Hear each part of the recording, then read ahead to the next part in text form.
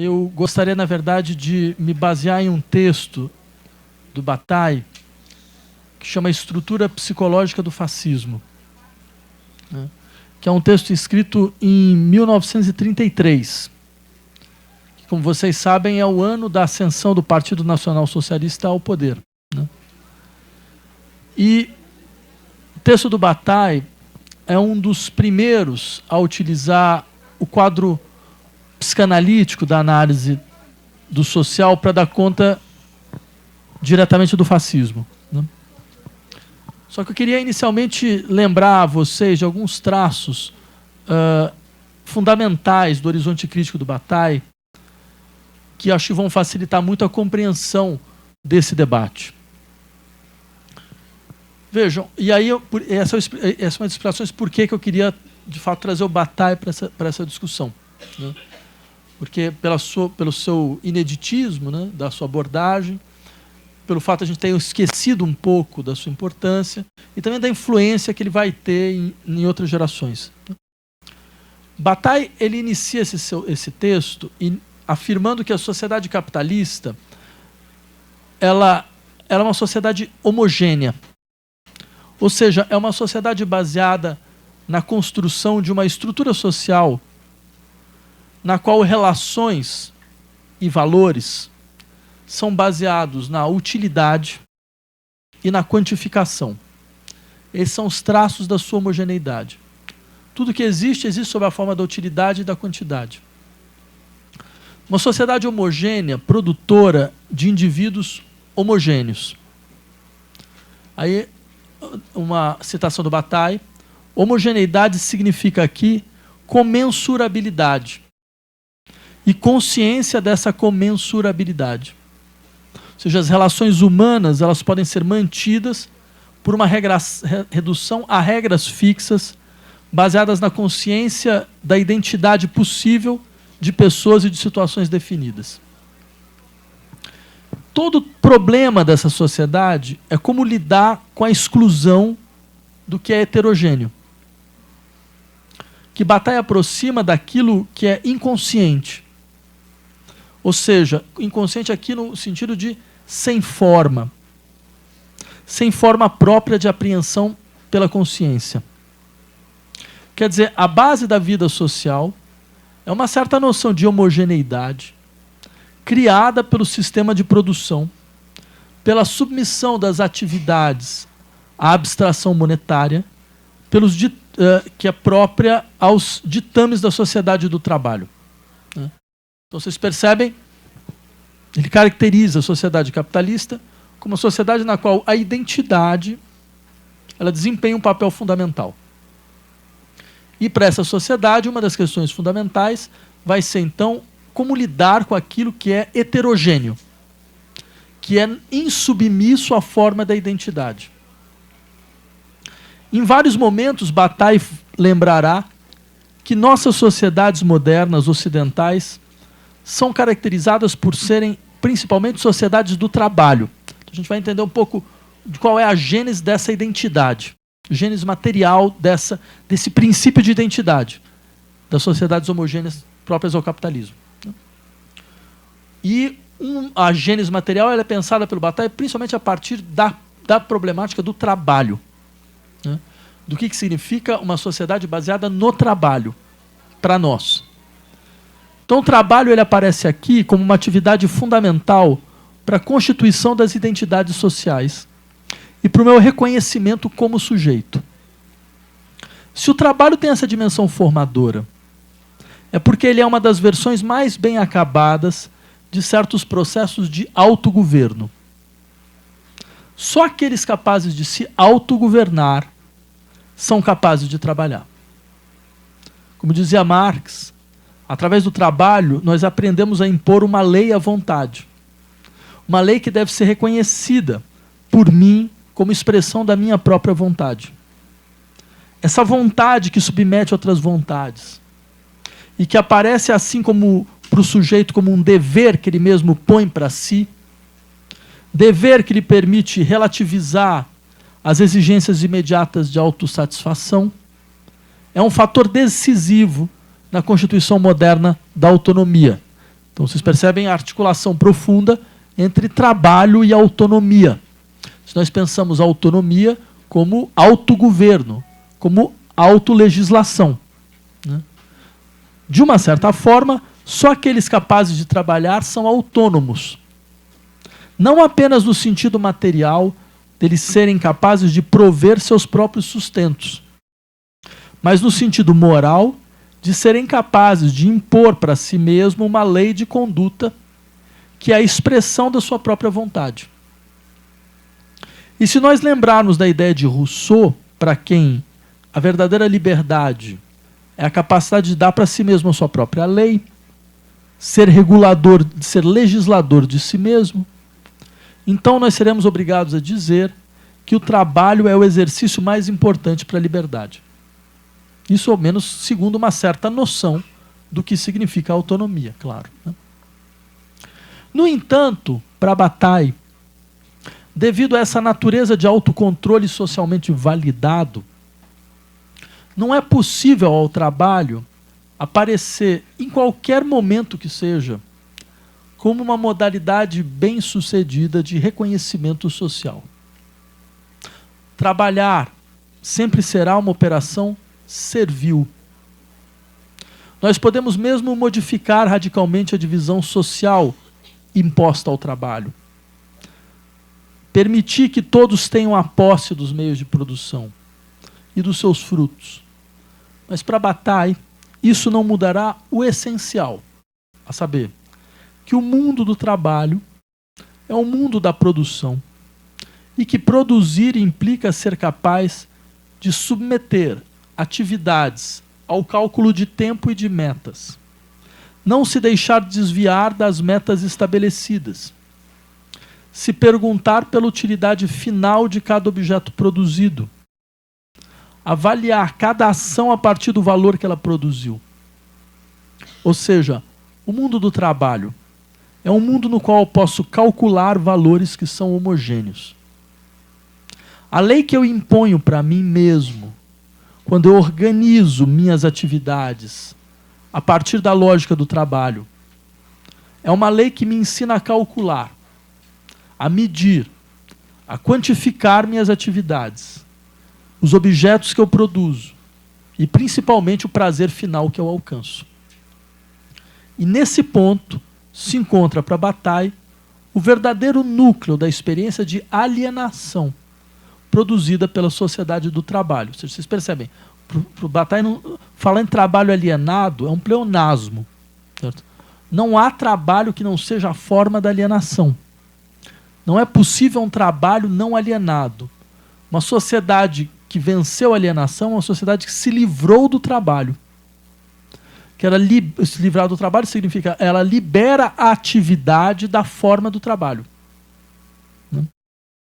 Por isso, Bataille precisa lembrar, o trabalho, eu cito Bataille, exige uma conduta em que o cálculo do esforço relacionado à eficácia produtiva ele é constante.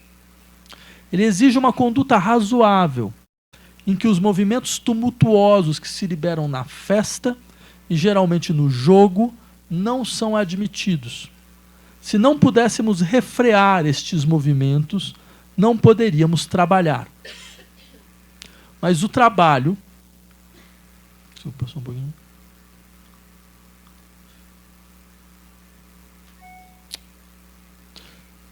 Mas o trabalho introduz justamente a razão de refreá-los. Vejam, nessa citação nós vemos o Bataille introduzir uma oposição importante. Porque há um modelo de cálculo derivado da lógica do trabalho. Esse modelo é indissociável da noção de utilidade. Assim como é indissociável de um tempo no qual as atividades são calculadas tendo em vista a sua utilidade. O trabalho submete, ele abstrai a atividade a partir do quantum de tempo e ele determina a atividade a partir da utilidade funcional. Se nós nos perguntarmos sobre o que nós devemos entender por utilidade nesse contexto, nós vamos ter que apelar a um texto do início dos anos 30 que é intitulado A Noção de Dispêndio. E nele nós lemos o seguinte, eu cito: a utilidade tem teoricamente como finalidade o prazer, mas somente sobre uma forma moderada, pois o prazer violento é tido como patológico e se deixa limitar, por um lado, à aquisição, praticamente à produção, e à conservação dos bens, e por outro, à reprodução e conservação das vidas humanas. No conjunto, qualquer julgamento geral sobre a atividade social subentende o princípio de que todo esforço particular deve ser redutível, para ser válido, às necessidades fundamentais da produção e da conservação. Isso é utilidade. Ou seja, fica claro como a utilidade aparece não apenas enquanto um modo de descrição da racionalidade própria a um sistema social determinado, mas principalmente como princípio fundamental de definição da natureza dos sujeitos próprios a tal sistema. Os sujeitos racionais no interior do capitalismo são aqueles que organizam suas ações tendo em vista sua autoconservação, a conservação dos seus bens, a fruição de formas moderadas de prazer. Eles são aqueles que se julgam racionais, por sempre se perguntarem pela utilidade de suas ações. Não apenas suas ações no interior do mundo do trabalho, mas também suas ações relativas a outros sujeitos. Porque dessa forma, como dirá Marx a respeito do problema do fetichismo da mercadoria, as relações entre pessoas podem ganhar a forma de relações entre coisas. Diz o Bataille, a humanidade, no tempo humano, anti-animal do trabalho, é em nós o que nos reduz a coisas. Segundo Bataille, essa homogeneidade social produzido pelo trabalho exige a figura do Estado. Porque a função do Estado seria garantir a homogeneidade e usar sua autoridade contra forças inassimiláveis. O processo produtivo produz, no entanto, contradições ligadas ao desenvolvimento da vida econômica. Isso pode levar uma parte apreciável, diz o Bataille, da massa dos indivíduos homogêneos a cessar de ter interesse na conservação de formas de homogeneidade existente. Essa parte pode se associar a formas heterogêneas já existentes. Então, essa é a primeira ideia central. Vamos entender um pouco qual é o horizonte de crítica social do Bataille. A crítica social do Bataille está vinculado à crítica à sociedade do trabalho. Ou seja, a ideia de que a emancipação ela é indissociável do fim do trabalho. O trabalho é a forma geral da alienação. Então, assim, o que é trabalho? Não é toda atividade. Um marxista diria trabalho como atividade de autovalorização do valor, né? Ou seja, que está submetido a um princípio de abstração, que é um princípio de abstração de autovalorização, vinculado à autovalorização do valor. O que diz o Bataille? Ele insiste. O trabalho é um modelo de submissão da atividade a um cálculo no qual a ideia de utilidade é o elemento central. A ideia de utilidade, por sua vez, ela pressupõe a ideia de autoconservação, a ideia de produção, a ideia de funcionalização e, né, de unidimensionalidade. Né? Então, essa utilidade ela é a expressão de toda uma antropologia, por outro lado. Né? Porque ela pressupõe a conservação de um certo modo de ser do homem no sentido antropológico, não no sentido de gênero. Né? Um certo modo de ser do homem. Certo?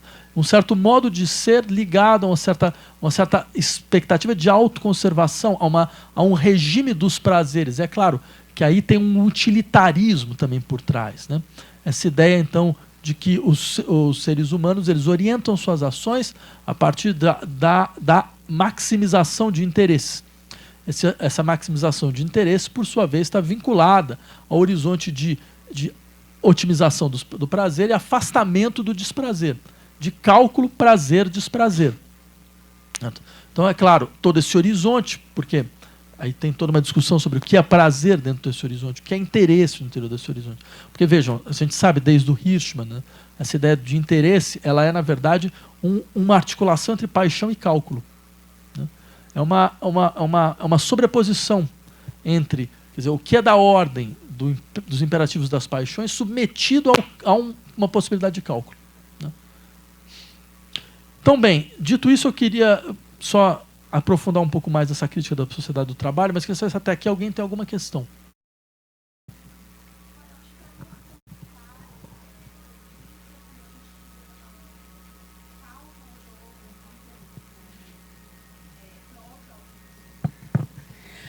Professor, para mim não ficou exatamente claro o que é exatamente próprio ao jogo e à festa, em contraste com o trabalho, para o Bataille.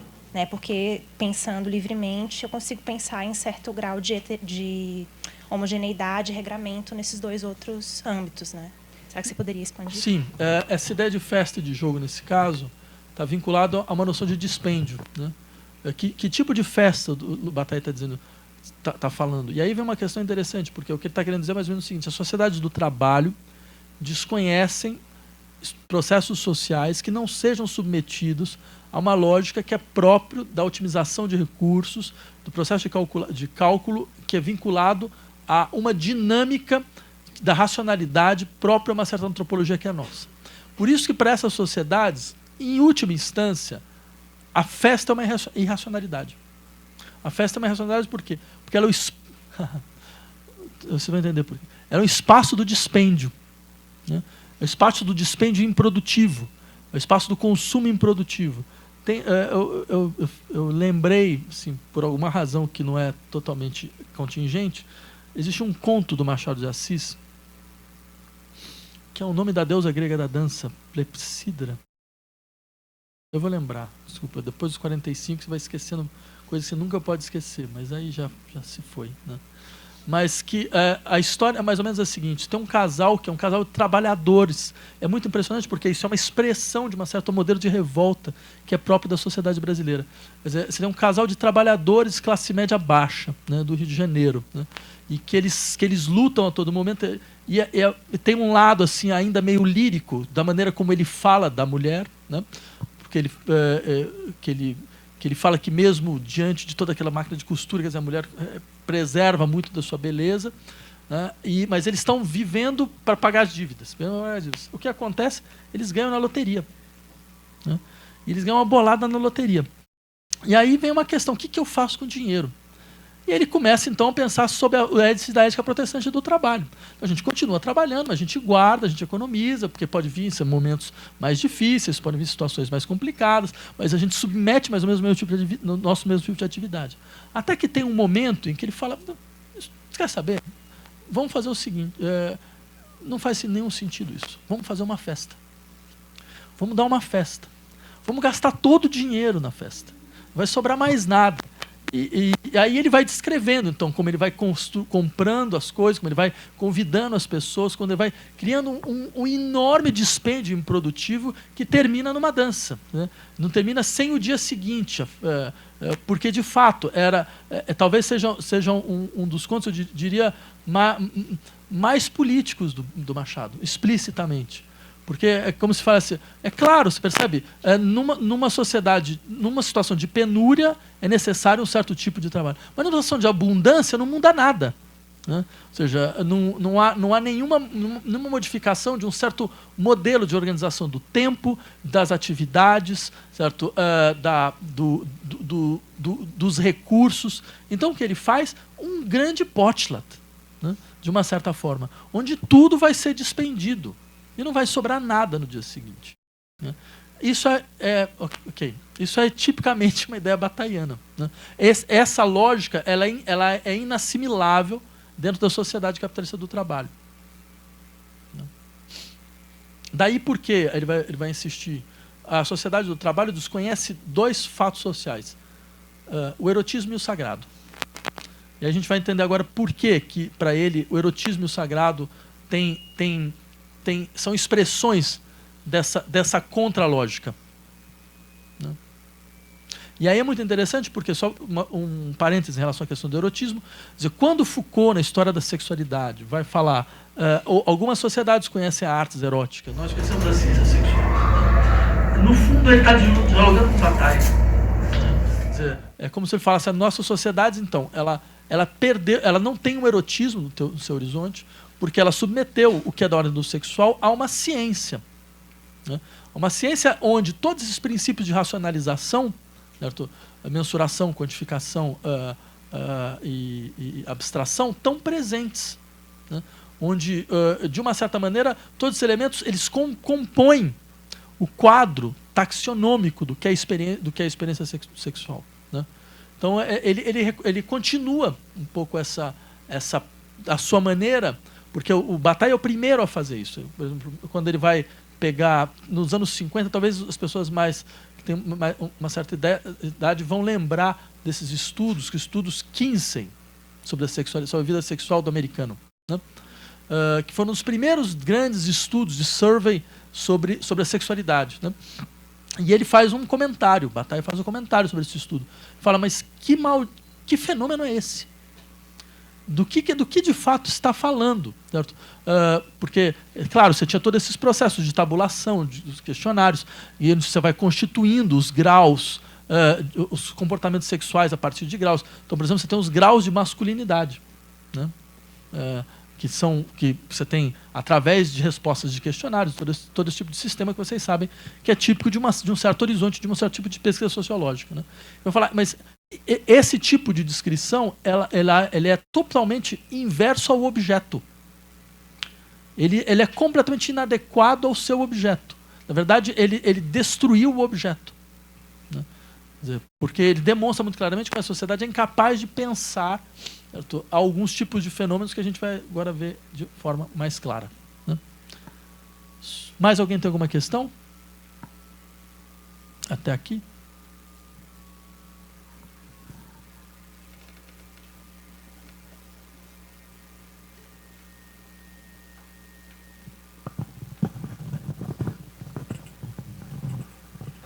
Boa tarde. Você poderia desenvolver mais essa parte a sociedade do trabalho desconhece o erotismo e o sagrado, por favor? Então, é isso exatamente o que eu vou fazer agora. Então, aproveitando a sua questão, eu diria o seguinte, Bataille afirma que o sagrado ele é o melhor exemplo social do heterogêneo, já que ele pode ser definido, como faz Durkheim, como o absolutamente heterogêneo em relação ao mundo profano. Como aquilo dotado de uma força desconhecida e perigosa, e por isso submetido a uma proibição social de contato, que o separa do mundo homogêneo ou profano. Quer dizer, é o Durkheim e o Moss, né? Que são as referências do Bataille. Mas o sagrado, por sua vez, é apenas uma parte do que Bataille chama de dispêndios improdutivos, que é tudo aquilo que a sociedade homogênea rejeita como detrito sem valor, ou como valor superior transcendente. Aí vem uma questão importante. Ela rejeita em duas topologias, para baixo e para cima. Ela rejeita algo dentro do horizonte do valor. Tem aquilo que tem um valor, que não tem valor algum, e tem aquilo que tem um valor transcendente. Abaixo e acima, ela encontra limites. Né?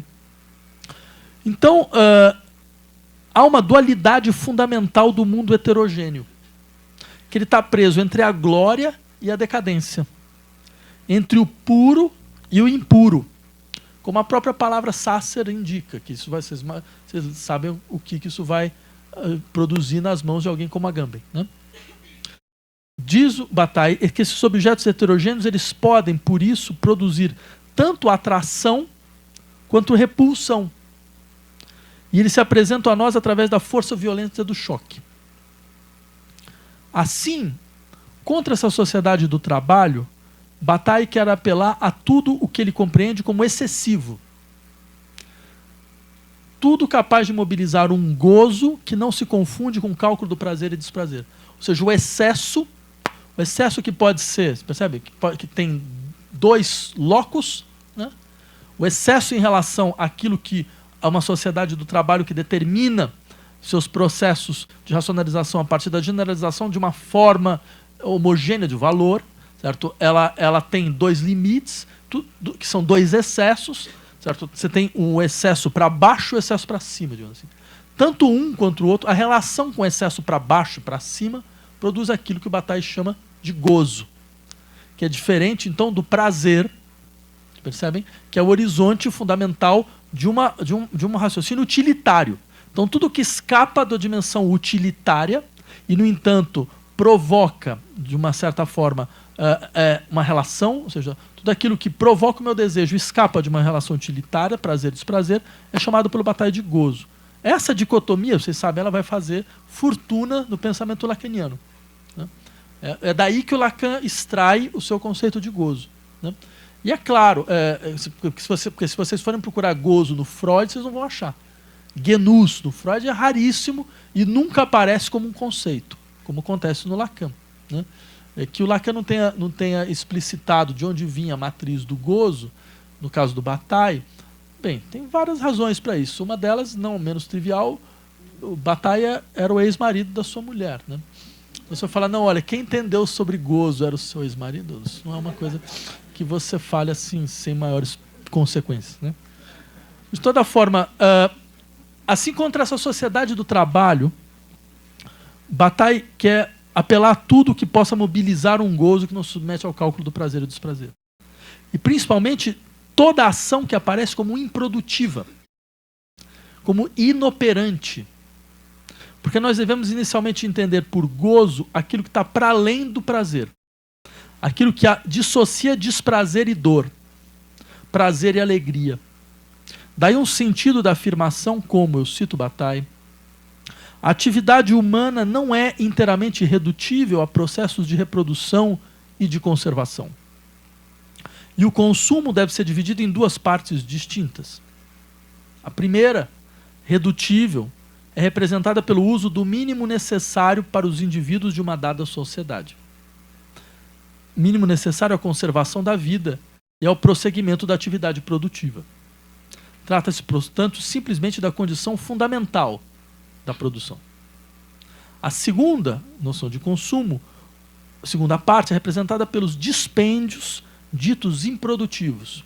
O luxo, os enterros, as guerras, os cultos, as construções de monumentos santuários, os jogos, os espetáculos, as artes, a atividade sexual perversa, isso é, desviada da sua finalidade genital. Todas elas representam atividades que, pelo menos nas condições primitivas, têm em si mesma seu fim. Vejam, há várias questões que nós podemos colocar a partir de afirmações dessa natureza. Elas apontam para o fato de toda a sociedade ser atravessada pela necessidade de experiências de excesso, de dispêndio, de destruição, que do ponto de vista das exigências econômicas de produção e de maximização são simplesmente irracionais. Ou seja, o Bataille é aquele que vai insistir, não existe sociedade da penúria. Isso é uma abstração do pensamento econômico. Sociedade que vive a partir do limite da sua necessidade. Todas as sociedades são atravessadas por experiências de excesso. Não? Esse excesso tem duas formas principais. Duas formas contrárias à utilidade e ao cálculo. Uma forma superior e outra inferior. Uma pura e outra impura. Uma que tem um valor elevado e outra que tem um valor degradado. Essa distinção ela é fundamental, porque ela implica duas dinâmicas possíveis de heterogeneidade. E ela vai ter consequências políticas importantes. Elas podem aparecer como um poder intocável, a heterogeneidade pode aparecer como um poder intocável, purificado, sem medida comum com o mundo homogêneo, ou ela pode aparecer como um aquém da forma, como uma potência do informe. Isso vocês sabem, deu, graças ao Rosalind Krauss, deu muita coisa. Né? Uma potência do informe. Um exemplo dessas determinações contrárias, como eu disse, se encontra na palavra Sasser. Bataille afirma, então, aí que entra a discussão, que os líderes fascistas, de uma forma muito peculiar, pertencem a esta existência heterogênea. Eles mobilizam o descontentamento com a homogeneidade social. Eles mobilizam o peso o descontentamento com o peso fastidioso das normas a seu favor. No entanto, o fluxo afetivo que eles mobilizam se dirige a uma unidade, a uma instância dirigente, representada pela autoridade do líder. Eu cito: o fluxo afetivo que une o líder aos seus apoiadores, que toma a forma de uma identificação moral destes com aquele que eles seguem, e reciprocamente, é função da consciência comum dos poderes e das energias cada vez mais violentas, cada vez mais desmedidas, que se acumulam na pessoa do chefe e se tornam indefinidamente disponíveis nele. Cria-se assim uma soberania presa apenas a um lado da heterogeneidade, o que produz uma soberania assentada na experiência da dominação. É assim que Bataille introduz o tema da soberania. Normalmente, o conceito de soberania ele é utilizado no interior da filosofia política para descrever aquele que se encontra em um lugar excepcional, porque ele é a fonte da emanação do poder. O exemplo mais paradigmático aqui é o lugar do rei no poder monárquico. O rei é soberano, porque sendo a fonte do poder, a lei é a expressão da sua vontade. Por isso ele pode, ao mesmo tempo, ser o fundamento da lei e suspendê-la quando entender dever ser o caso. O soberano é aquele que pode estar dentro e fora da lei, aplicá-la ou suspendê-la, porque é dele que emana o poder. Estando fora, ele é uma potência heterogênea, que dirige a violência contra todo o exterior ou contra as formas da heterogeneidade vinculada às formas miseráveis. Bataille aproxima a soberania monárquica da soberania religiosa e militar. Poder religioso e poder militar são as formas mais claras da soberania, no que Bataille se apropria das figuras freudianas da constituição das massas organizadas. Ou seja, como se ele estivesse dizendo, no interior desses processos, o poder militar e o poder religioso eles sempre tendem a se confundir. Né? Eles sempre vão se consolidando como uma figura fundamental da soberania. Né? O fascismo tenderia sempre a reunir todas essas figuras, reativando uma instância soberana latente. Não tem fascista que não fale de Deus, né? Como um elemento fundamental que está ao mesmo tempo objeto fundamental da sua defesa. Né? Para Bataille, as forças armadas, elas são baseadas... Aí vem a questão interessante, porque a guerra do líder fascista, ela é, na verdade, diz o Bataille, uma guerra contra essa outra forma de heterogeneidade. O elemento fundamental aqui é uma heterogeneidade contra a outra. A sociedade ela é atravessada por duas tendências. Né? Uma tendência, então, a purificar-se, né? Através de uma projeção absoluta da soberania na mão de um, e uma tendência a promiscuir-se, a criar um espaço de promiscuidade das formas. Daí a ideia do informe, de uma mutação constante das suas determinações, de uma dinâmica incontrolada dos seus processos. E é contra isso, exatamente contra isso, este é o verdadeiro inimigo do fascismo. Esse é o verdadeiro polo do fascismo. Né? E aí é um dado interessante. Por exemplo, só fazendo um pequeno parêntese, quando Adorno e Horkheimer vão falar sobre por que o antissemitismo é um elemento tão constituinte do fascismo, pelo menos no caso do nazismo, no alemão isso é explícito, né? Um elemento absolutamente constituinte. Quer dizer, tem várias razões sobre a questão da heterogeneidade, né? Mas tem uma razão específica. Porque, é claro, a pior de todas as diferenças é a diferença do que é semelhante. É a diferença daquele que parece absolutamente como nós, mas não é exatamente como nós. Tem todos os traços, convivem no mesmo horizonte, partilha mais ou menos dos mesmos costumes, mas não é exatamente como nós. Então ele faz desabar o limite claro entre eu e outro, né? Impondo uma certa afinidade mimética com aquilo que tem um elemento heterogêneo, que pode transformar o outro. E aí vem uma questão interessante, só fazendo um parênteses dentro do parênteses, né? Porque há uma discussão que vem de uma certa tradição da dialética, que é sobre os processos de reconhecimento como elementos fundamentais de coesão social, né? Todos vocês conhecem essas discussões. Só que é uma questão muito importante. E aí vem o que significa de fato reconhecer, né? Porque muitas vezes nós confundimos reconhecimento com recognição, né? Com uma mera recognição de algo que nós já temos, de uma certa forma, a determinação no nosso horizonte. Só que o reconhecimento, que é de fato o reconhecimento social decisivo, é aquele reconhecimento que ao eu reconhecer algo ou outro, este algo ou outro me implica em um processo de transformação. Eu não posso ser o mesmo antes e depois de uma operação de reconhecimento, porque eu sou afetado por aquilo que eu reconheço. E essa afecção daquilo que eu reconheço me coloca em um processo de transformação. Por exemplo, vocês conhecem o topos clássico, quando aqueles... Só para pegar um exemplo clássico que todos vocês têm imediatamente à mente. Vocês conhecem todos esses exemplos onde, por exemplo, grupos que são contrários à visibilidade de grupos LGBT, o que eles falam? Eles falam, não, eu não sou contra a sua existência. Você pode existir, faz o que você quiser, desde que não seja visível, desde que eu não veja, não?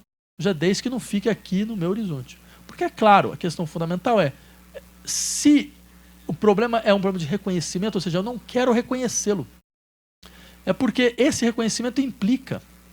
Ele implica, então, que eu vou viver em um mundo onde existem corpos que me afetam de uma forma tal que eu não gostaria, né? E que me fazem, então, entrar em um processo de transformação. É essa transformação que é o problema, né? Ela que sempre foi o problema. Então, daí esse jogo de invisibilização social como elemento decisivo do processo de gestão da sociedade, né? Ou seja, não há gestão social que não passe pela definição dos regimes de visibilidade.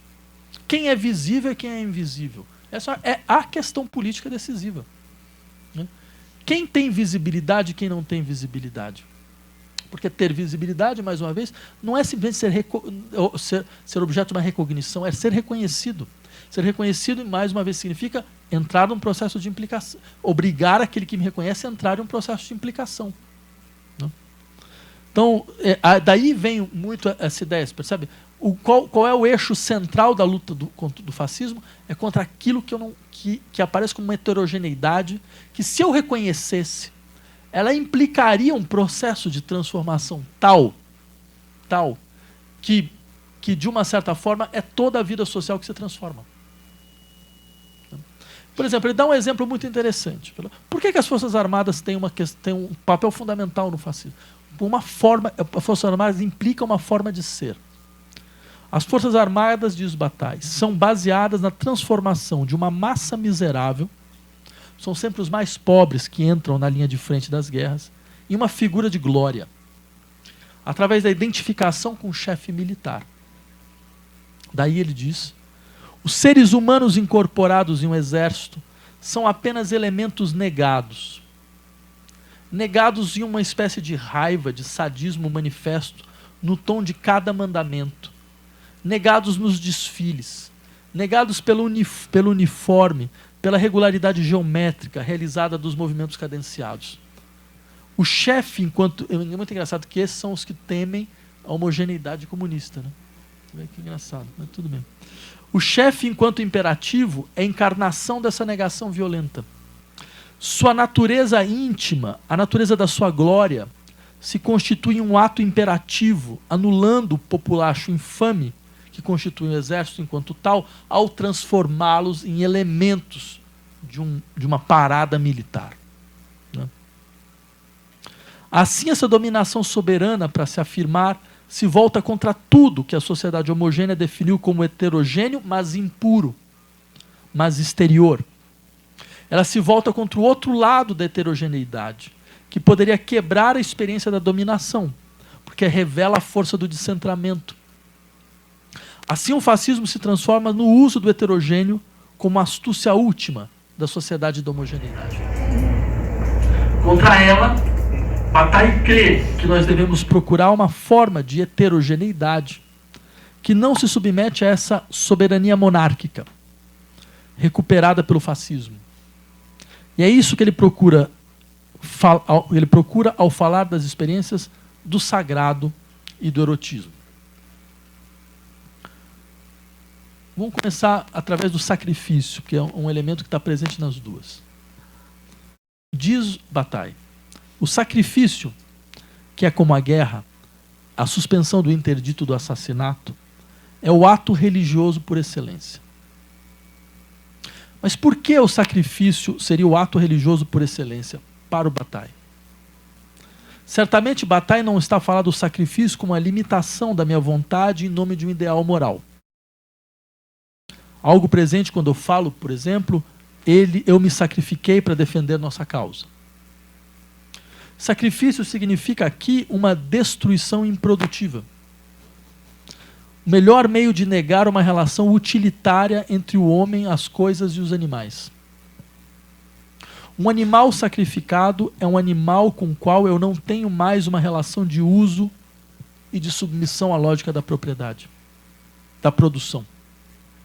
Ele é objeto de uma consumação sem lucro, diz o Bataille. Mas, principalmente, um animal sacrificado é um animal do qual eu participo.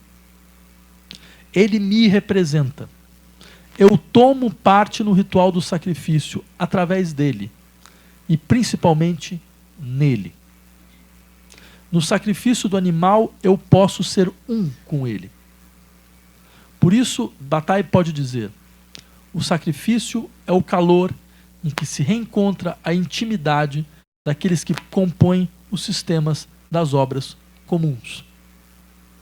Essa intimidade, revelada pelo sacrifício, implica certa forma de simbiose e de fusão que Bataille aproxima da relação amorosa. Daí uma afirmação central como, eu cito Bataille, o que o ato de amor e o sacrifício revelam é a carne. O sacrifício substitui a vida ordenada do animal pela convulsão cega dos órgãos. O mesmo se dá com a convulsão erótica. Ela libera órgãos pletóricos cujos jogos cegos prosseguem além da vontade refletida dos amantes. A essa vontade refletida sucedem os movimentos animais desses órgãos inchados de sangue. Uma violência que a razão não controla mais anima esses órgãos, tensiona-os até a explosão e, de repente, é a alegria dos corações de ceder ao excesso dessa tempestade. O sacrifício, vocês percebem, ele revela a carne que nos constitui aquém da individualidade. Ele é a revelação de um corpo em nós que é feito de algo próprio a uma corporeidade que reage para além da vontade refletida dos amantes. Então a ideia, você percebe, a ideia de um involuntário, de uma... Bem, Aristóteles faz uma distinção clássica, né, entre o ato forçado e a deliberação. Né? E o que é interessante dentro desse horizonte? Ele dizer, bem, dentro desses processos sociais, como o sacrifício, como as relações amorosas, tal como ele a descreve, né, você tem uma expressão, uma emergência do involuntário que não é vivenciado como forma de servidão. Você percebe? É uma emergência do heterogêneo, do heterônimo, da heteronomia, do que não é exatamente... Por isso que ele tem que criar essa imagem, né, de um processo que prossegue para além da vontade refletida. Né? Porque o que ele quer dizer? Veja, nós temos aqui, nesses processos sociais, uma heteronomia que, em hipótese alguma, deve ser compreendida como uma ausência de liberdade. No sentido, então, de que a gente aprende a autonomia como a dimensão dessa autodeterminação, dessa capacidade que eu tenho de me autolegislar, como exercício fundamental da minha liberdade. Percebem que nós temos aqui uma outra figura muito interessante, que é a figura de que são esses processos que nos atravessam, como uma força que nós não controlamos. E imaginar que essa força que nós não controlamos é um atentado contra a nossa liberdade, seria colocar em questão profundamente, certo? Toda essa dimensão de uma experiência do heterogêneo. que nos permitiria, então, um tipo de relação que não é mais uma relação de posse, não é mais uma relação de controle, mas é uma relação, então, no qual a própria ideia de algo que é minha propriedade, vocês percebem? Decai. Ela perde a sua centralidade. Por isso que ela é radicalmente estranha à sociedade utilitária, é radicalmente estranha a uma sociedade do qual o trabalho, porque o que é o trabalho? A não ser a expressão de uma relação de propriedade. Lembrem um Locke falando sobre trabalho, né? Bem, aquilo no qual eu trabalho é meu, né? Ou seja, porque eu passo para o objeto a minha forma. Ao passar o objeto à minha forma, eu estabeleço uma relação na qual eu sou o proprietário do objeto trabalhado. Há inclusive um horizonte de um certo tipo de marxismo que vai imaginar que, em última instância, a questão fundamental das lutas sociais é dar aos que trabalham o fruto do seu trabalho. Como se fosse, então, uma questão: quem é o verdadeiro proprietário? É quem trabalha. Você percebe? A relação objeto-sujeito é uma relação de propriedade. Continua sendo uma relação de propriedade. Então, a questão fundamental que o Bataille está colocando é exatamente essa. Não, mas não é possível pensar nenhuma forma de emancipação onde as relações de propriedade são a tônica, né? Porque são relações nas quais o sujeito nunca conseguirá se relacionar com algo diferente dele mesmo, né? Ele nunca terá nenhum tipo de relação com algo diferente dele mesmo, né? Então, daí porque ele tem que insistir nesses modos de relação, percebe? Onde os sujeitos eles são atravessados por uma força heterônoma. É claro que tem um elemento estético importante aqui, porque a ideia da autonomia estética desde o século XIX nasceu dessa forma. A autonomia estética não é a autodeterminação da forma, né? A autonomia estética, em última instância, é a produção de um campo no qual a obra ela é atravessada por um sistema de forças que não são a expressão imediata da vontade de um sujeito, mas que operam no sujeito, o que é outra coisa. Vejam que interessante, então.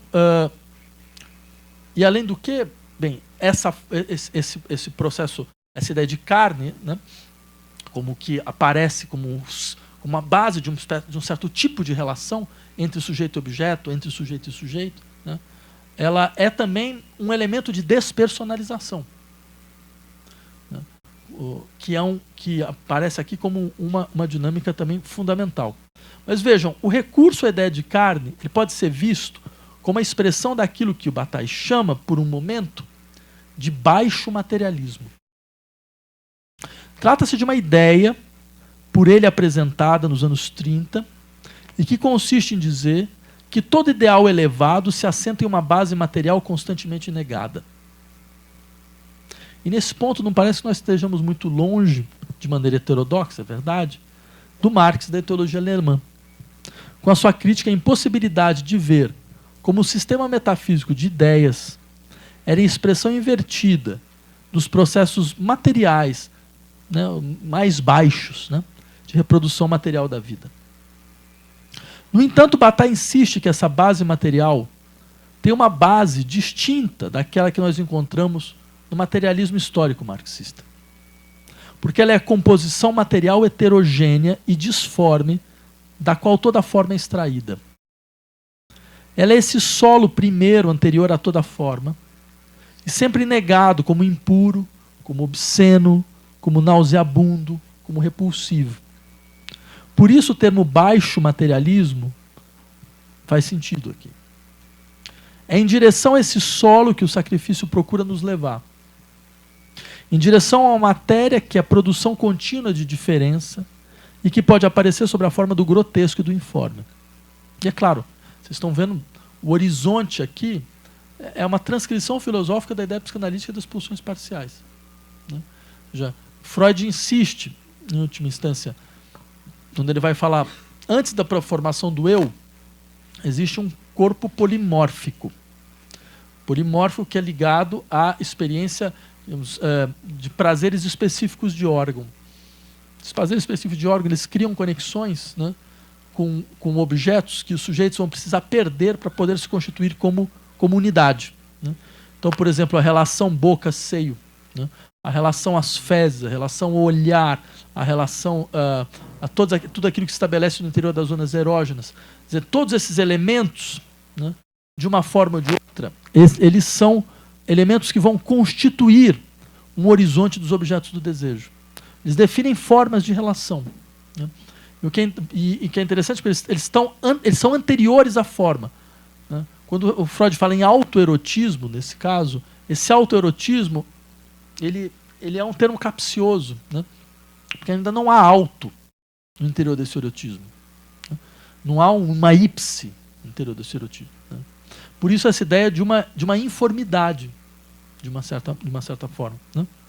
E notem aqui, principalmente, que a aproximação entre sacrifício e amor, ela não é feita em nome da visão moral de que a relação afetiva duradoura exige a restrição dos interesses próprios em nome da construção de um empreendimento comum.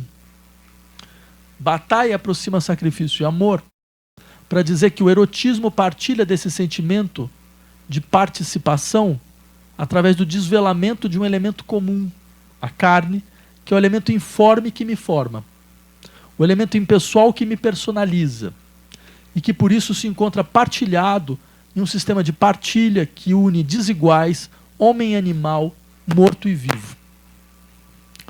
Dessa forma, através do erotismo, se opera um reconhecimento que não é movimento através do qual eu confirmo meus interesses e desejos ao ver que ele é levado em conta pelo outro. O reconhecimento produzido pelo erotismo é reconhecimento de que em mim habita o que me leva a me abrir como um animal sacrificado, a procurar me ver no que perde sua forma e se submete a um agir que não pode ser visto como expressão de um eu. Ou seja, se o amor sempre foi, na filosofia, a figura de um modelo importante de reconhecimento social, no qual seria capaz de, através do outro, me assegurar na minha identidade, ao mesmo tempo que eu reconheço a identidade do outro, construindo assim um sistema de mútuo estabelecimento de identidades, o erotismo, ao menos para Bataille, produz um fenômeno de outra ordem. Pois, eu cito, o que desde o início é sensível no erotismo é o abalo por uma desordem pletórica de uma ordem que exprime uma realidade parcimoniosa, uma realidade fechada. Entre o amor dos filósofos e o erotismo de Bataille, há uma diferença que se expressa na distinção entre um processo de reconhecimento entre sujeitos e outro processo de reconhecimento de si na alteridade radical do que não aparece mais como um sujeito. E nesse sentido, nós podemos dizer que através do erotismo eu perco a segurança da minha identidade. Eu não sou mais capaz de assegurar a identidade do outro. Em seu lugar aparece essa intimidade que descreve a força de um elemento comum que nos une e que nos dissolve. Algo que deve ser compreendido não como identidade, mas como espaço de confrontação com a heterogeneidade que não se submete a uma unidade. Por isso, o erotismo produz uma fusão que Bataille deve descrever como violenta, como excessiva, como disforme e como desordenadora. Como se a existência desse modelo de fusão fosse a condição para uma experiência social de emancipação em relação às amarras da figura do indivíduo. Assim como de toda e qualquer fascinação pela identidade.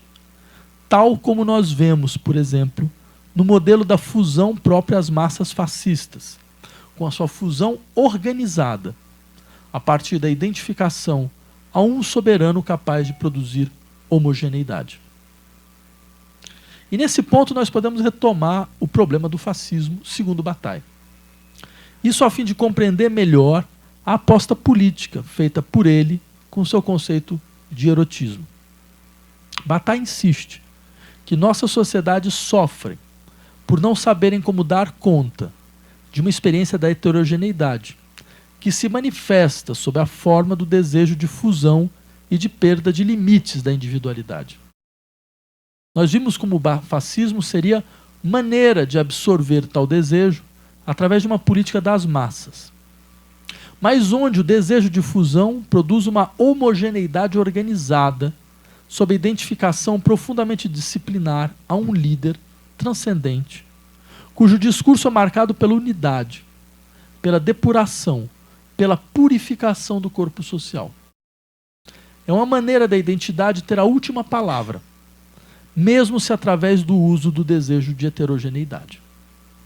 Pois, a tentar controlar e purificar a heterogeneidade, diz Bataille, o fascismo acaba por destruir a heterogeneidade que está a usar.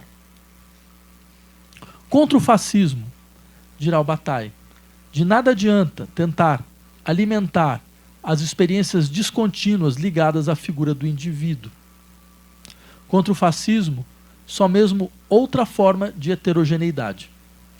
Esta mais radical, ligada ao que vem de baixo, ao que expressa esse ponto no qual forma alguma se estabiliza, mas no qual toda forma ainda é possível. Essa heterogeneidade é aquilo que não se disciplina, aquilo que quebra toda a hierarquia, pois é a expressão da consciência da dependência entre o alto e o baixo. Ela teria, segundo Bataille, um poder subversivo, por exigir, eu cito, que o que é alto se transforme em baixo, que o que é baixo se transforme em alto. Por isso, o fascismo procura destruí-la e retirá-la do contato dos homens. Para Bataille, de uma forma bastante peculiar, a melhor arma contra o fascismo é o erotismo. Porque a luta não é entre regimes políticos, ela é entre formas de vida. E não haverá superação do fascismo se não lhe compreendermos como uma forma de vida que só pode ser barrada através de outra forma de circulação do desejo. No fundo, a questão política realmente relevante será sempre como o desejo circula. Daí uma informação importante, eu cito Bataille. Não apenas as situações psicológicas das coletividades democráticas são, como toda situação humana, transitórias, mas continua possível encontrar, com uma representação ainda imprecisa, forças de atração diferentes das já utilizadas, tão distintas do comunismo atual passado quanto o fascismo, das reivindicações dinásticas. É tendo em vista tais possibilidades que se deve desenvolver um sistema de conhecimentos permitindo prever as reações afetivas sociais que percorrem a superestrutura, talvez mesmo, em até certo ponto, dela se dispor. É possível se perguntar como nós poderíamos pensar uma experiência política revolucionária, e é isso que Bataille procura, apelando a aberturas dessa natureza. E talvez a melhor resposta passe pela influência que Bataille sofreu de Alexandre Kojève. Uma das principais características do ensino de Kojève foi insistir na importância de compreendermos as dinâmicas dos conflitos sociais como problemas ligados a demandas de reconhecimento. Conflitos sociais são principalmente conflitos por reconhecimento da nossa posição de sujeitos. Bataille acrescenta essa ideia. A noção de que todos os conflitos por reconhecimento só podem ser efetivamente compreendidos se nós levarmos em conta como os sujeitos aspiram à soberania, ao dispêndio improdutivo, ao erotismo, ao sacrifício. No interior desse processo, se cria um problema importante e complexo, a saber, o que pode ser uma sociedade de sujeitos soberanos. Bem, com isso, vocês percebem, acho que talvez seja uma maneira interessante de introduzir a centralidade da questão do desejo no interior de uma teoria do fascismo. Percebem? Quer dizer, tudo que o Bataille procura, de certa maneira, fazer é como os desejos circulam no fascismo e como é possível contrapô-lo através de uma outra forma de circulação do desejo. Daí porque eu havia dito a vocês, contra o fascismo, para o Bataille, só mesmo o erotismo. Só mesmo o erotismo por quê? Porque o erotismo pensado sob a forma que o Bataille pensa é um certo modo de relação a uma heterogeneidade que é negada como elemento constituinte do fascismo. Se o Reich tinha razão ao lembrar que nunca houve fascismo sem um discurso a respeito da sexualidade, se esse elemento tão constituinte, né, a ponto, por exemplo, o Reich lembra, os fascistas eles construíram dois termos de confrontação. Um era o bolchevismo cultural, que foi dar no nosso marxismo cultural, que é o que vocês estão fazendo agora, né? Que é isso aqui, né? O pessoal fala que a gente está querendo fazer doutrinação, é verdade, né? Nunca foi muito diferente mesmo, não, né? E o outro é o que se chama, o que eles chamavam de bolchevismo sexual, né? E o conceito de bolchevismo sexual é fantástico, né? Porque trata-se mais ou menos de dizer, vejam, os bolcheviques eles criaram uma perversão generalizada, né?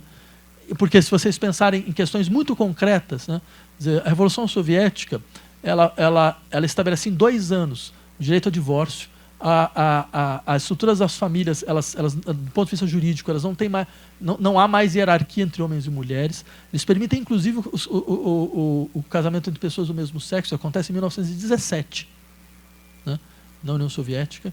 Ou seja, e é algo que era vendido pela propaganda nazista como uma prostituição generalizada. O Reich ele faz uma pesquisa onde ele expressa vários elementos de documentos de propaganda, onde esses eram topos continuamente falando, descrito, olha, a família é colocada em questão pelo comunismo, né? E aí tem só queria fazer um parênteses. Por que a família sempre aparece como elemento tão importante dentro dessas dinâmicas, né? Porque, afinal de contas, trata-se de fazer um tipo de redução da experiência do conflito social a partir da ordem familiar. Um pouco como se a ordem familiar fosse uma ordem desprovida de conflitos, onde as posições são claramente naturalmente definidas, onde os lugares são naturalmente definidos, certo? Então, na verdade, todos os elementos eles estão constituídos em cima de uma grande unidade. A sociedade ela degrada quando essa unidade se quebra. Então, é claro, ela tem que voltar à sua unidade pretensamente originária, que é onde não há conflito, onde a autoridade não tem, as autoridades elas não têm problematizações, onde os lugares não têm problematizações. É claro, quer dizer, para alguém que pensa dessa natureza, a única coisa que nós podemos dizer é, eu acredito que esses sujeitos nunca tiveram família, né? Porque se eles tivessem tido família, eles teriam percebido que a família, como dizia o Freud, ela também é um núcleo produtor de neurose, né? Ela pode ter uma série de coisas, pode ter um amor, mas ela também é um núcleo produtor de neurose. Onde você percebe? Porque não se trata simplesmente de voltar à família, voltar a que tipo de família, né? Há um tipo de família onde não há nenhum horizonte de conflito que lhe seja constituinte. É uma família completamente abstrata, óbvio que nunca existiu e nunca existirá.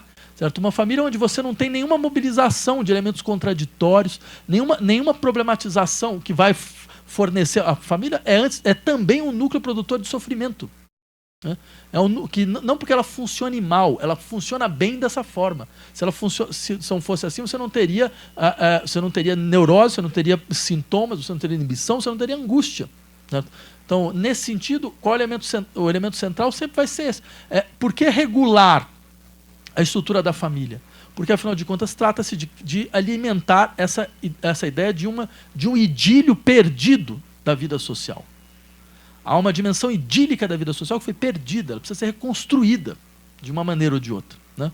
Então, daí, não só esses elementos identificatórios que vão, à sua maneira, operar sobre o núcleo familiar, né? Mas também tem um outro elemento. Quer dizer, aí tem toda essa discussão sobre... É claro, por que essa visão de família ela precisa de um horizonte no qual a circulação do desejo ela não seja mais conflitual.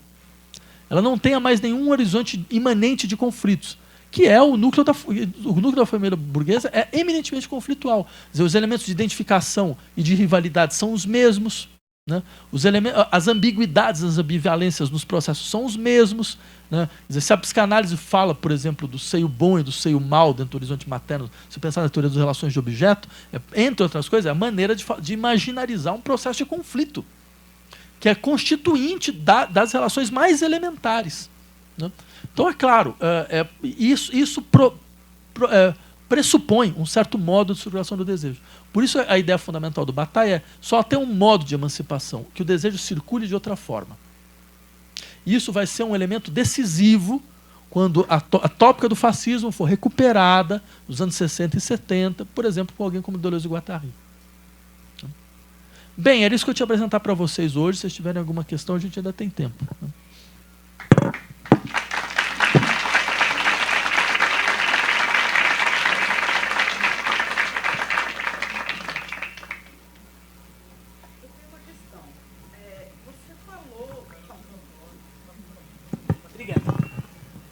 Boa tarde. Em 2 pontos você tocou na questão da representação. Uma hora, quando você falou do fetiche e que em contraposição a uma questão a não ter representação, se usava algo mais metonímico, como você falou. E no segundo momento você falou sobre o animal sacrificado, que é uma representação de si mesmo, né? Eu queria que você falasse um pouquinho mais sobre essa questão da representação nessa sociedade homogênea, como que não existe o individual, né? Porque na própria concepção, e quando eu falo de representação, estou falando de representação de política, falando de um ponto de vista bem de cientista político. Se não há diversidade, se não há o diferente, não há que se falar em representação no sentido democrático, da democracia liberal, né? Eu queria que você falasse um pouquinho mais sobre esse conceito específico de representação. É que, nesses outros 2 casos, só para precisar um pouco mais, quer dizer, há uma projeção do pensamento europeu de que os povos vinculados a crenças fetichistas, tudo isso é sempre bom lembrar, esse é um dos eixos fundamentais do pensamento colonial, né? Quer dizer, a Constituição, a gente poderia contar a história da colonialidade a partir da constituição do fetichismo, né? Tanto que o fetichismo desaparece como categoria exatamente a partir do momento em que as sociedades projetoras, as sociedades ocidentais, seus setores vão paulatinamente compreendendo a natureza colonial dessa pressuposição, de que você tem, então, povos que desconheceriam a representação, né? Além de ter sido falso, né? Além de ter sido uma descrição inexata do que era o sistema de crenças desses povos, né? Quer dizer, eles demonstravam muito claramente o que era o outro projetado pelas sociedades europeias, né? Quer dizer, é a constituição exata do outro, né? E aí vem, esse é um primeiro dado. Agora, enquanto na questão do animal sacrificado, quer dizer, é que ele representa a si mesmo no sentido de que ele não está vinculado a uma lógica utilitária. É um outro horizonte. Mas você coloca ainda uma terceira coisa, eu acho, que ainda é diferente, que é como pensar, quer dizer, o horizonte, o que é o horizonte político dessa sociedade homogênea, tal como o Bataille compreende, né? Porque, de fato, veja, a homogeneidade ela é pensada aqui sobre uma forma, que é uma forma do império do primado da identidade, né? Então, a heterogeneidade ela é pensada como aquilo que está excluído da experiência social, né? Isso no sentido também político do termo. Ou seja, não há um horizonte da experiência social da diferença nessas sociedades. Por isso aqui, essas sociedades, elas, de uma certa forma, elas se confrontam em vários momentos a demandas anti-institucionais, certo? Porque no interior da vida institucional, certo? O império da representação, ele pede um preço. O preço é a eliminação da diferença efetiva, né? Então, quer dizer, não é que é possível representar... Quer dizer, em última instância, digamos, a operação impossível aqui é representar a diferença. É impossível representar a diferença. A diferença não é um objeto de representação. Por quê? Lá onde existe representação, existe uma espécie de um espaço gramaticalmente homogêneo no qual todas as representações podem se dispor, certo? Quer dizer, essas representações, elas são representações de certas identidades, certo? Que se dispõem a partir de um campo comum. Porque tudo que é representado é definido também pelo que é irrepresentável. O que não pode ser representável. O que não se configura como passível de visibilidade. certo? É aquilo que não se submete a um sistema de regras que organiza a representação. Um sistema de adesão a regras e normas que organiza a representação. E que define um certo horizonte de diferenças experimentáveis. Só que existem as diferenças experimentáveis no interior da representação e existem aquelas diferenças que não se veem no interior desse campo. Né? E essa sociedade homogênea não sabe como lidar. Né? E daí vem, entre outras coisas, digamos, essas duas possibilidades. São duas possibilidades antirrepresentativas. Uma é a instauração de uma soberania que quebra o princípio de representação. Né? Porque, em última instância, ela não se trata de um poder que representa. É um poder que paira por cima de todas as representações, certo? Que transcende todas elas, certo? Que acumula em si a força, a força de lei, né? E pode, então, operar como aquele que decide entre a lei e entre a ordem e a desordem. Né? E, por outro lado, você tem um processo que está aquém da representação. Por quê? Porque ele impede a configuração de identidades estabelecidas. Então, representa o quê se não tem uma identidade estabelecida? Não? Se você tem um processo em contínua mutação, você tem figuras em contínua mutação. Então, eles não podem ser pensados desta maneira. Aí você pode colocar você é cientista político, é isso. Então, você pode colocar uma questão clássica da ciência política. Como essa dinâmica fala no interior da vida social. Né? Se ela não fala sobre a forma da representação, se ela não fala como representação de, né? Ela fala como. Né? E aí tem toda uma discussão bastante interessante sobre, afinal de contas, o que significa uma sociedade que opera de forma imanente as suas deliberações, que toma de maneira imanente as suas deliberações. É uma outra questão, né? Que tem uma série de desdobramentos interessantes, que não necessariamente são aporéticos, né? Como alguns gostariam de acreditar. Né? Mas eu insistiria, você coloca o problema em outro lugar. Eu até lembraria, isso eu poderia começar das coisas mais elementares. Veja, que uma sociedade possa, de forma imanente, estabelecer seu processo de deliberação sem passar pela representação, bem, isso se admite ao menos desde o Rousseau. Né? Quer dizer, que vai insistir, olha, em última instância, os processos de assembleia, certo? A estrutura da assembleia rousseauista, não é uma assembleia no qual você tem representantes. Porque ele é quem vai insistir, olha, representar alguém dentro do processo político é eliminá-lo. Né? É um pouco como se você falasse, bem, se eu perguntasse para você, o que você deseja? Você fala, pergunta para o meu representante. Ele pode dizer melhor do que eu. Certo? Então, é claro, esse processo, ele vai dizer, é um processo, a assembleia pode ter comissários, ela não tem representantes. Né? Então, isso é só o lado mais tradicional. Quer dizer, você teria uma série de desdobramentos possíveis. Mas simplesmente para dizer, a tua questão ela é relevante, mas ela não, mas a vida política é fora da representação. Né? Isso para os autores que a gente vai ver, isso é um ponto não problemático. Né?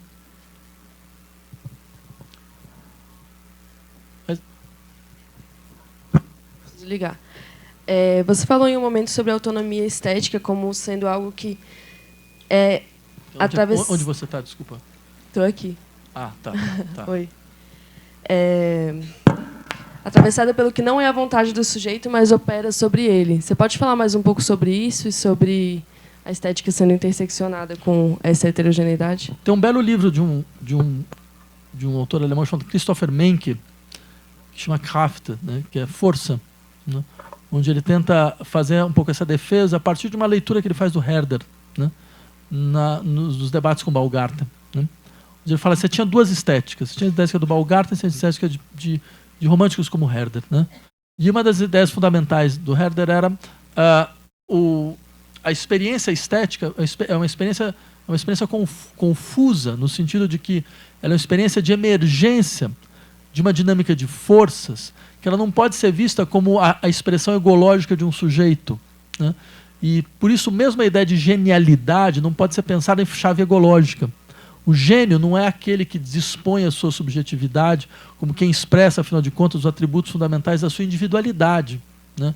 Quer dizer, o gênio é aquele que se deixa atravessar por forças impessoais que, de uma certa maneira, ganham a forma de obra, das obras, a forma de processos que, no interior das obras, forçam a regularidade da sua forma. Por isso que, a partir do romantismo, a expressão ela vai ser um elemento, ela deixa de ser aquilo que ela era, por exemplo, no século XVIII ainda, que era a ideia da, por exemplo, que é uma ideia que ficou em nós, quando nós falamos em teatro, ele expressou bem seu papel. Ou seja, ele se adequou perfeitamente a uma estrutura de normas esperadas. Quer dizer, no século XIX, essa noção muda radicalmente. Porque a expressão, na verdade, é a posição no interior da forma daquilo que é informe. Daquilo que leva a forma a colocar em xeque a sua própria regularidade. Por exemplo, se vocês peguem, por exemplo, a sonata Op. 181 do Beethoven, né? Uma ópera romântica por excelência, né?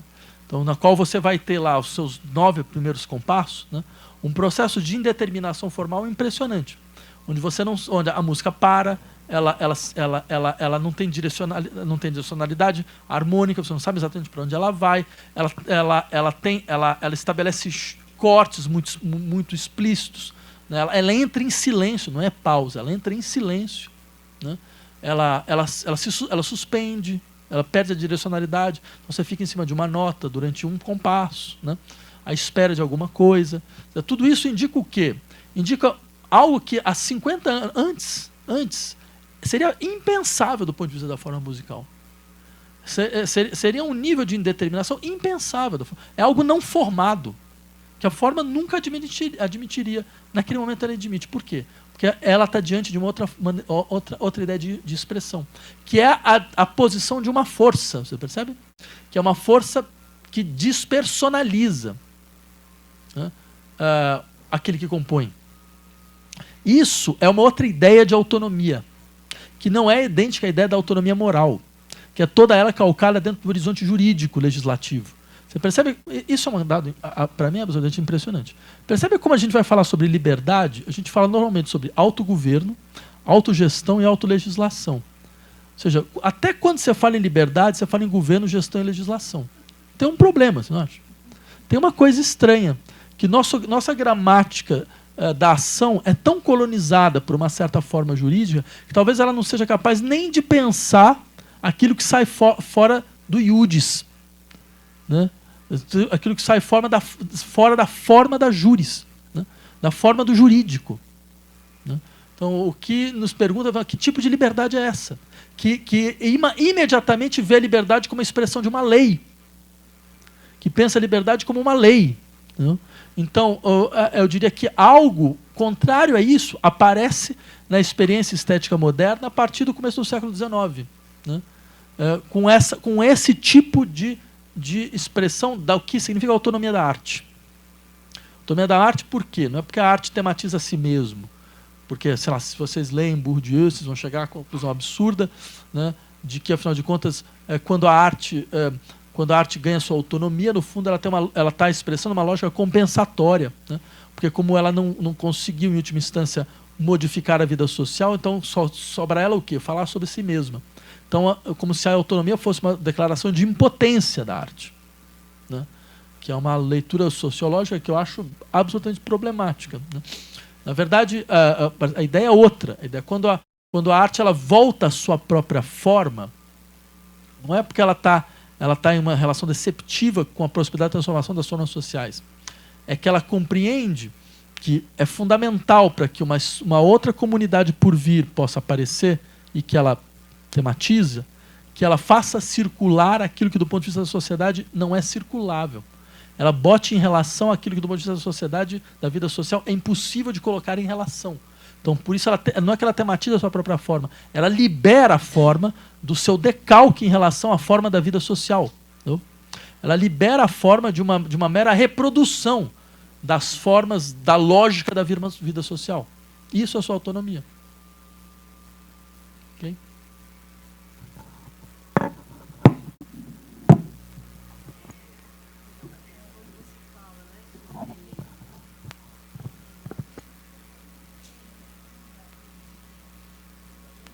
Alô? Como é que a gente pode garantir que o erotismo, como uma forma de combater o fascismo, não geraria uma sociedade doente da mesma forma, ou seja, de pesar a mão e isso levar para um oposto da heterogeneidade? Por que isso aconteceria no seu ponto de vista? Isso poderia acontecer no seu ponto de vista? No sentido de que as duas coisas são a gente estava falando de duas heterogeneidades. Então, se o fascismo tende a uma delas para combater esse excesso de pluralismo que ele estaria prevendo, então seria uma contra-revolução, talvez utilizar do outro polo levaria a uma forma de indeterminação, uma forma de uma sociedade doentia da mesma forma. Ou seja, por que não, na verdade, o que está por trás da minha pergunta é por que não buscar, ao invés de ir para um polo ou para o outro, uma forma de equilíbrio dinâmico, que seria a democracia, né? Apesar dela, como foi explicitado no início do curso, apesar dela conter o ovo do fascismo, digamos assim. Sim, eu acho que o Bataille responderia da seguinte forma, porque a liberação plástica das formas, ela nunca pode ser vista como um exercício de dominação. Ela nunca é a expressão de uma dominação, né? O que acontece nesse tipo de estratégia fascista é que as dinâmicas de purificação da vida social, elas são uma dominação exatamente dessa experiência material de base em relação a princípios gerais de homogeneidade. Então ele volta, ele retorna aquilo contra o qual ele parecia, de uma certa maneira, se distinguir, né? Ou seja, é uma astúcia da sociedade homogênea. É uma astúcia da sociedade homogênea para a sua perpetuação, né? Então a ideia do Bataille é uma sociedade que permite a liberação das formas, que ela permite a vida na plasticidade da sua própria, assim, do seu próprio exercício, certo? Ela seria necessariamente uma vida livre. É a definição necessária de uma vida livre, né? Que é uma vida em movimento. É claro que isso é muito interessante, que você tem aí um princípio nietzschiano, né? É uma metafísica nietzschiana que fundamenta uma perspectiva política. Porque lembre o que o Nietzsche falava. Tudo que é sob a forma de um jogo de forças. Esse jogo de forças tem uma plasticidade. O exercício da força nunca foi um problema. Ele não é um problema que a força existe, que ela se exerça, não é um problema. Porque a força ela se exerce em movimento, ou seja, ela se exerce contra outra força, certo? Ela submete outra força, e depois dessa outra força ela se reconfigura, ela submete aquela força. Então você tem uma plasticidade. O processo, é como se Nietzsche tentasse dizer uma coisa, mas é o seguinte: as relações de poder nunca foram um problema. O problema são as relações de dominação. E tem relações de poder que não se expressam sob a forma de dominação, porque elas são plásticas. Porque é o poder exercido e o poder que exerce, o poder exercido e o poder a que se submete a todo momento. Você percebe? É uma sociedade, é um tipo de dinâmica onde as hierarquias elas estão a todo momento tomando outras formas. E um tipo de experiência na qual a hierarquia não existe, porque ela está, na verdade, em processo contínuo de transformação, não pode ser vista como uma experiência de dominação. Se ela não pode ser vista como uma experiência de dominação, então, em última instância, nós encontramos o que significaria a figura da liberdade, né? Acho que é um pouco esse horizonte, me parece que, de pressuposições do Bataille. Há essa filosofia, essa mistura de ontologia e filosofia da natureza que está num certo horizonte do pensamento nietzschiano no pensamento do Bataille. E aí é muito interessante, ele mobiliza, porque é claro, aí a discussão sobre o fascismo é fundamental, porque, é claro, nesse momento, Nietzsche era apropriado como uma espécie de autor fascista. né? A questão do Übermensch, do além do homem, todo esse tipo de coisa, que vai entrar num certo horizonte lá do próprio nazismo alemão, a associação da irmã do Nietzsche aos nazistas, é um topos clássico. Né? O que ele está fazendo é como se ele estivesse salvando Nietzsche. Está falando, olha, mas veja só, de fato, o que essa filosofia nos mostra é um outro tipo de experiência, radicalmente distinto de tudo aquilo que o nazismo é capaz de realizar. Aí você pode mandar, mas então, você percebe? Isso é distinto do que nós entendemos até hoje pela sociedade democrática, que é uma sociedade eminentemente marcada pelo primado de uma certa forma de representação, que ela tem como um dos elementos decisivos uma representação que, veja, é impossível livrar a sociedade democrática da sua tecnocracia, que degrada o exercício da soberania popular. Porque esses processos de representação constituem núcleos decisórios, e esses núcleos decisórios constituem, então, dinâmicas, que são dinâmicas que vão se consolidando como dinâmicas de decisão e deliberação, que se dão às costas do que a soberania popular realmente pode produzir ou não. Né? E aí vem uma questão interessante, porque, ou seja, a consolidação desse tipo de espaço faz com que a possibilidade de uma imanência da deliberação popular não exista. Não exista. E mesmo, é sempre bom lembrar, quer dizer, em vários momentos onde a democracia foi tentada, e esse é só mais um deles, né, com as suas questões, Arthur, em vários momentos houve a consciência de problemas dessa natureza. Por exemplo, você teve experiências de democracia na qual uma das ideias centrais era: você tem um parlamento, o parlamento decide, ele legisla, ele faz uma lei, certo? A lei vale 1 ano. E a soberania popular pode dizer se quer ou não, depois de 1 ano, se ela permanece ou não. Né? Então, ela pode suspender a lei que o parlamento fez. Nenhuma lei, o parlamento não faz lei alguma. Ele testa. É diferente. Ele testa, ele leva a sociedade a testar leis durante um certo tempo. E a sociedade depois vai ter que deliberar se quer ou não que elas sejam preservadas.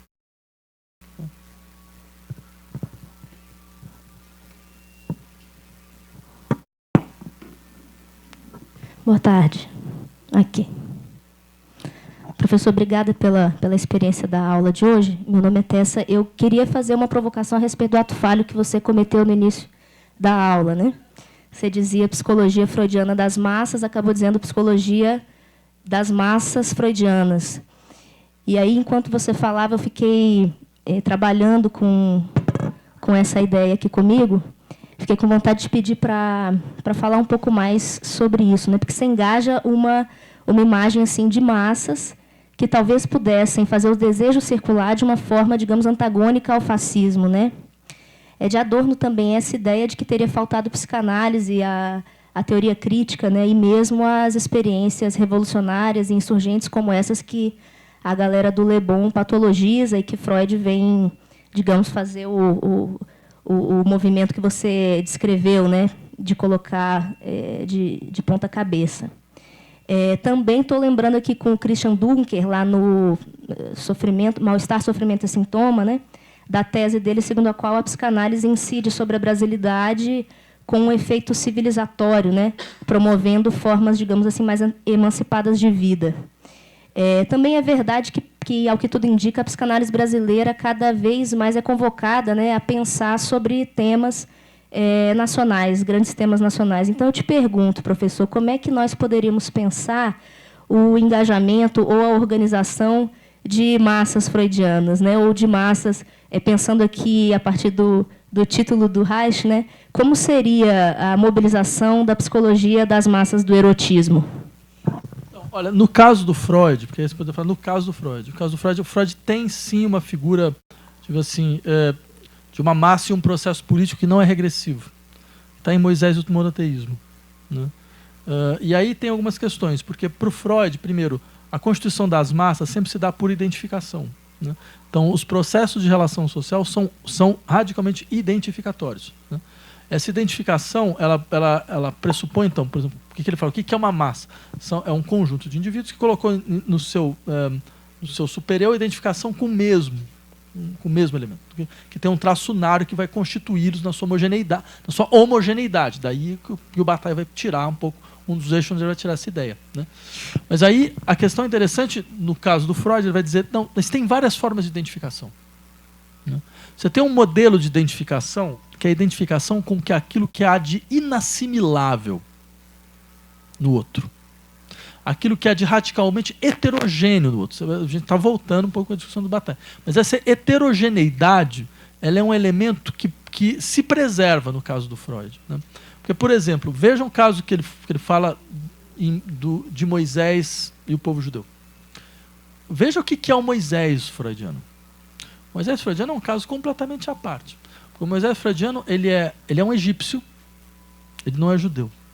Então ele não é como o seu povo. Ele nem fala a língua, ele nem fala hebreu. Ele fala egípcio, né? Egípcio. A gente não sabe, mas pode ser, tudo bem. Mas ele não fala hebreu, né? Mas por isso que ele vai falar no Êxodo, quando Moisés é apresentado como alguém que tem dificuldades de falar, não é que ele tem dificuldade de falar, ele não fala, ele não consegue falar com o povo não entende, porque ele fala outra língua, certo? E ele traz um Deus que é um Deus que não tem nenhuma representação possível. Então não tem nenhum. Ele implica um outro tipo de afecção, né? Ele faz circular outro tipo de afecção. E aí o Moisés do Freud ainda tem um detalhe, ele é assassinado. E vem o segundo Moisés, que também é um midianita, que traz um outro Deus, que é um Deus midianita, um Deus árabe, é o Jeová, né? Então, ou seja, vocês percebem, qual a ideia fundamental aqui? A origem, a arquê, que produz, então, a unidade, ela, ao ser objeto de uma arqueologia, ela demonstra como espaço fundamental de uma alteridade radical e inassimilável. E esse elemento inassimilável da alteridade é que é insuportável.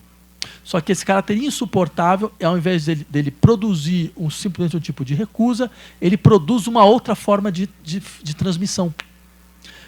Por isso que uma transmissão que faz então com que volte outro, e volte outros, e volte outros, né, outros profetas, lembrando desse tipo de associação, experiência, com algo que não tem imagem ainda, que não tem figura, não tem determinação precisa, né?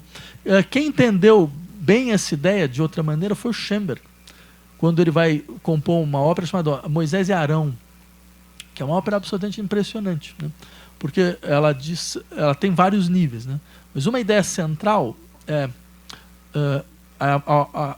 o Schoenberg ele reduz todo esse processo a um conflito entre Moisés e Arão. Moisés, aquele que não sabe como falar, e Arão, que é o que vai então tentar traduzir, criar um tipo de vínculo, né, do povo com uma religião, criar uma religião popular possível, né? E ele traduz isso na ópera através, por exemplo, de uma polaridade onde Arão sempre canta, Moisés nunca canta. Mas não é que Moisés fala. Moisés ele expressa-se em Sprechgesang, né? Que é um tipo de fala que o Schoenberg desenvolveu, que é algo entre a fala e o canto, né? Ele tem a dinâmica de fala, mas ele tem a notação do canto, né? Então, ou seja, é uma posição nomádica entre uma coisa e outra. E mais do que isso, Schoenberg desenvolveu a ideia até do Sprechgesang ouvindo o cantor de cabaré. Porque tinha que arrumar dinheiro e tocava em cabaré, né? Então você pega, sei lá, Lotilene do Cultivar, então, daquele jeito meio falado de cantar. Então, o que ele faz? Ele usa isso. Só que olha que coisa fantástica. O profeta que anuncia uma nova aliança com Deus fala como um cantor de cabaré. Então, esse elemento, percebe? Então, você tem uma voz nomádica e o canto, essa polaridade, né, ela mostra, explicita, entre outras coisas, uma ideia do que é irrepresentável, né? E esse elemento irrepresentável é o que vai constituir um laço. Esse é que é o dado fundamental. Ele constitui um tipo de laço. Um tipo de laço de uma natureza tal que, por exemplo, tem um momento na ópera em que Deus fala, que a ópera começa aí, né? A obra começa com Deus se expressando na sarça ardente, né? Onde ele vai então anunciar que Moisés tem uma missão a fazer, e tem aquele momento clássico onde Moisés pergunta a Deus, bem, então vão perguntar para mim quem você é, eu vou falar o quê? Né? Fala, eu sou o que sou. Fala, não há predicação possível. Há um colapso da linguagem. E isso vai fundar um vínculo. Então, a linguagem em colapso vai fundar um tipo de vínculo. Né? É completamente diferente do que significa uma identidade. Né? E aí é um dado interessante como Schoenberg faz Deus falar. Porque Deus fala da seguinte forma. Você tem 2 grupos vocais, um de 6 vozes, outro de 4. Um fala, outro canta, a mesma coisa. Né? E esse grupo de 6 vozes, ele também é dividido em 2. Então você tem 2 grupos de 3. Então que eles vão estabelecer relações profundas de contraponto. Então você tem isso é um dado absolutamente impressionante. Deus não fala em uníssono, né? Como normalmente se apresentou em toda a história musical do Ocidente. Deus fala de forma incompreensível, porque a fala quebra o canto a todo momento, e o canto quebra a fala a todo momento, porque a fala tem um ritmo, o canto tem outro. Então se vocês ouçam depois, tá? É o primeiro trecho da ópera, né? Vocês vão perceber muito claramente. Quer dizer, é um princípio de indiscernibilidade. Só quando a fala entra, aí você entende alguma coisa, né? Então, você percebe? Tudo isso cria um horizonte que é muito próximo do que o Freud tem em mente. Ao falar, você tem um tipo de constituição de vínculo, você tem um tipo de emergência de corpo político, mas agora de uma natureza completamente distinta, né? Que é a resposta que ele tem para o fascismo. Não é à toa que é um texto que ele escreve, que sai mais ou menos de 1939, né? Ele tem muita clareza a esse respeito do que significa essa aposta política.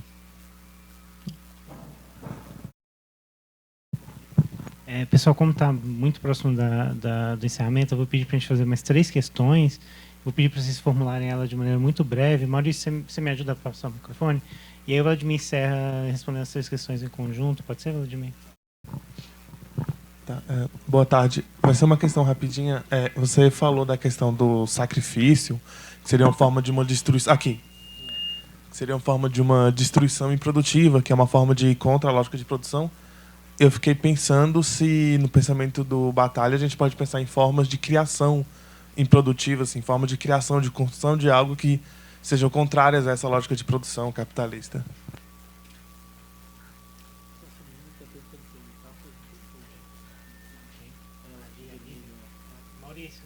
Agora sim. Então, Vladimir, quando você fala, né, sobre essa centralidade do desejo na teoria do Bataille, né, enquanto essa manifestação que poderia permitir uma recusa ao fascismo, né, não deixo de pensar no lugar que tem a noção de desejo também para a psicanálise, né, essa necessidade de se questionar sobre o desejo, né.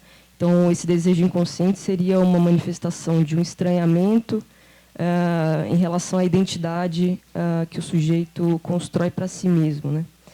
E aí talvez a gente pudesse pensar o inconsciente ou a dimensão pulsional como uma manifestação emancipatória, reinventiva, né, em relação a um certo quadro normativo que o sujeito se impõe para si, né?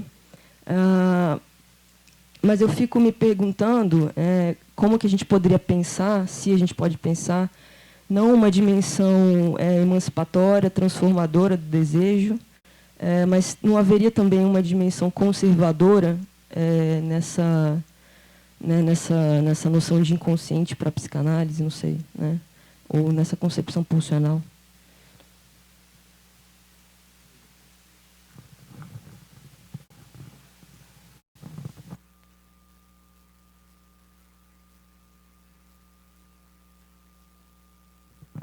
Lu.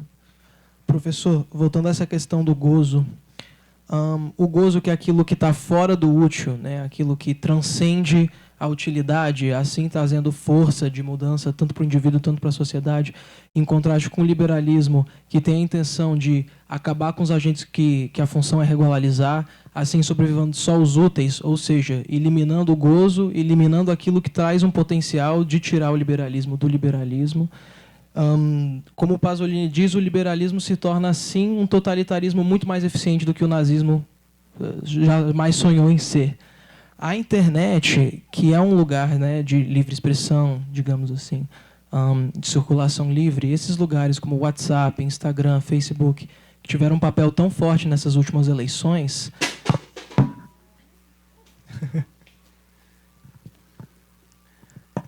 Com isso dito, a internet é um lugar que dá mais força ao gozo ou ao totalitarismo?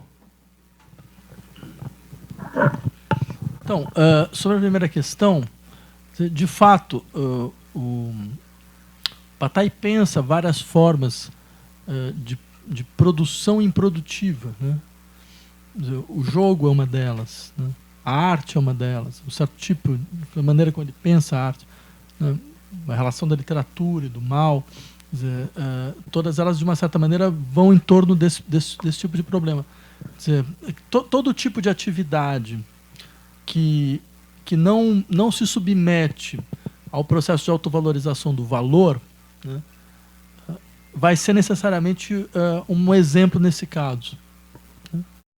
Sobre a sua segunda questão, eu pediria que, a aula que vem, a gente vai ver, por exemplo, como o Bataille, como Deleuze e Guattari, falam de um regime fascista do desejo. Né? Quer dizer, há um regime fascista do desejo. Né? E como é que ele se constitui? Né?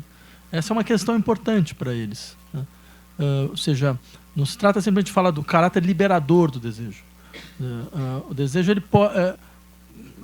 quer dizer, porque não se trata de utilizar dessa forma de uma categoria genérica. Né?